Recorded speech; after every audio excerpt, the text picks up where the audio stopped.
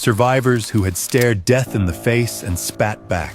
Me, Cole Brennan, farm boy from Ohio, who had learned the art of silent killing amid the steamy islands, where every rustle in the underbrush could mean an ambush. Thomas Carver, call sign Bulwark, an ex-ranger from the dusty plains of Texas, built like a human fortress even before the modifications, his drawl sharp as a bayonet. And Leroy Washington, call sign Ghost, a black man from Harlem, a scout from the 92nd Division, the legendary Buffalo Soldiers, who moved through enemy territory like a whisper on the wind, invisible and deadly. We'd all crossed paths in the chaos of the war, shared foxholes on Guadalcanal, where the rain never stopped and the mud sucked at your boots like quicksand. We traded stories over meager K-rations, laughed about home to keep the darkness at bay. But the department plucked us one by one, wiped our records clean as if we'd never existed, and rebuilt us into something more than human.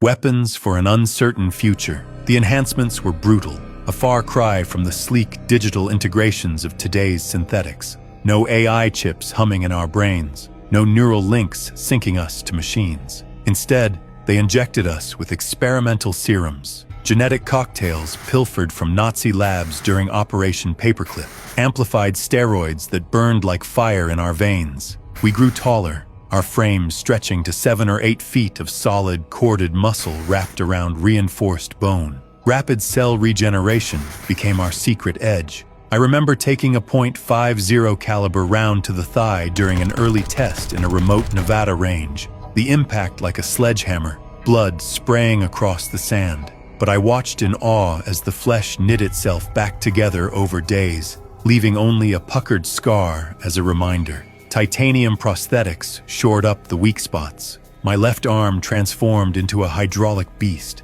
clunky with exposed gears and pistons, evoking those old 1950s sci-fi pulp magazines, where men merged with machines to conquer the stars. Bulwark's legs were augmented with braces that let him stomp through concrete walls, as if they were cardboard. Ghost's senses were sharpened to superhuman levels, able to detect a heartbeat from 50 yards, or the faint scent of fear on the wind. We became sleeper cells, buried deep in civilian lives for decades. We waited, trained in isolation, pulling the strings when the department deemed it necessary. We were their ultimate insurance policy, analog relics in a world hurtling toward digital dominance, unbreakable because we were built from flesh and steel. By the early 2000s, the battlefield had shifted from trenches to circuits. The Cold War was history, but the race for quantum